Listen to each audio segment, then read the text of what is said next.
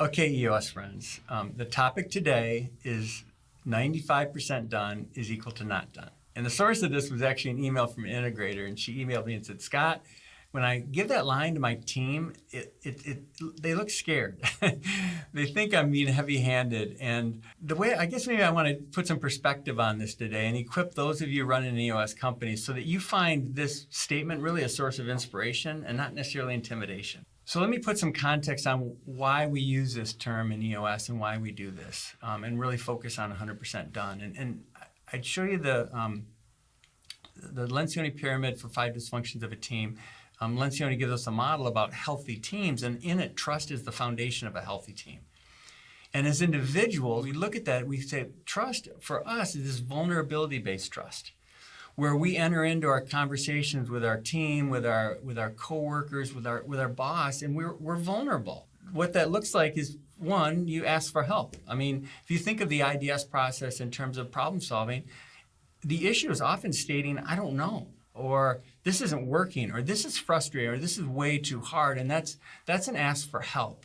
The other thing is to accept feedback and help, because when we bring up a problem to the team, it means we want your input. And they're going to be speaking into our work. And we have to put our ego aside. So that's another way of being vulnerable. And the final thing about being vulnerable is just really hitting your commitments and learning from your misses, and probably more on the learning side, that if you miss, being vulnerable to say, okay, what did I learn from that? How am I going to get better? I mean, that's the entrepreneurial mindset. So that's some context as why this is such a critical thing in EOS. Some quotes to think about for all of you to kind of think about what does trust play in my life. Is like, and one is from Stephen M.R. Covey, who wrote The Speed of Trust. He said, we judge ourselves based on our intent, and we judge others based on their actions. So think about being in a meeting and someone misses a thing, and they miss their target, or they say, yeah, done, and they're not exactly done. That makes us mad, right? I mean, we're judging them, and yet we'll be in the same thing where we'll say, we worked so hard, worked till 10 o'clock at night to get something done, and we got close. And we say done, because our intent was to have it done. So that's not necessarily fair. And Covey points that out. So that's something to think about. The second is trust does not necessarily mean I like you. It means I understand you. So the trust is nothing about like. I mean, there's people that I don't really like. I don't want to hang out with them. I mean, the person that rubs me the wrong way is the person that they're always grinding to the end, and they never stop to say, hey, and what's going on.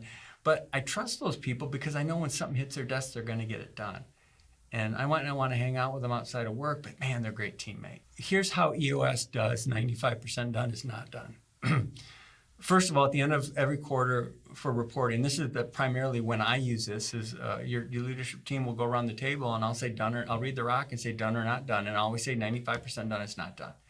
And so that's how it all comes up. Because we're driving towards, if you don't get 100% done, 2 things happen to it. One, it becomes a to-do because there's one more thing you have to get done. Or the second thing, it just pushes in the next quarter because it's something big and it just needs more work, needs another quarter to finish up. The other thing we use this for in EOS is we want to drive this mindset around all your commitments. So whether it's your rocks, your to-dos, the roles and responsibilities from the accountability chart, even your measurables, your numbers that you're accountable for, just be open and honest. If it's not on track, just say it. And if it is on track, just say it. Give yourself some credit, for goodness sake. And then the final question at the end of every quarter I ask is, what do we learn? Because, when we do 95% done is not done, when we really drive towards 100%, it creates space for learning. Sometimes we hit all of our rocks 5 out of 5. So what allowed you to do that? I just came out of a quarterly where someone was 5 of 5 this quarter and they were 1 of 5 last quarter. What changed? What's the change you made, and how and so, because you want to repeat those types of things. And then if you didn't hit it, what'd you learn? What are you going to do differently this next quarter to increase your own performance? Final thing, and this is probably the most important point of seeing this as a source of inspiration, not intimidation, is the number one thing you have to overcome is yourself. I wrote a book called Truth at the Heart.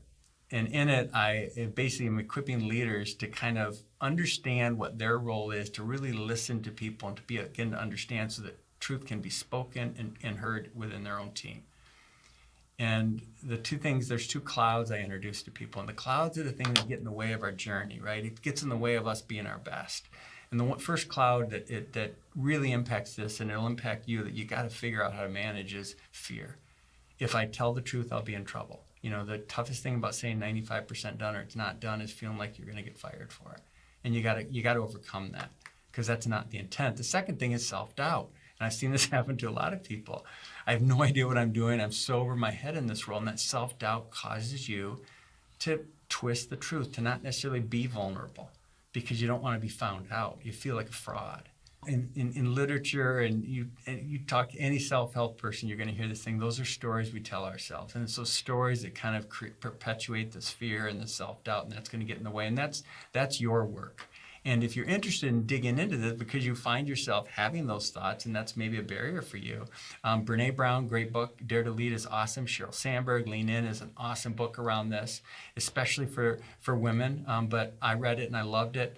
Seth Godin is a great thinker on this. And actually I wrote the book, and I mentioned it, Truth at the Heart. And my goal of writing this book was to help you think about those instances and those conversations and how fear and self-doubt and some of these other clouds are going to show up, in either how to lead through it or how to manage your way through it. I'll leave you with one quote. And again, the goal of this whole thing is to hopefully plant some seeds with you, so next time you hear this 95% done is not done, that you see that as a source of inspiration, and you're not intimidated by that.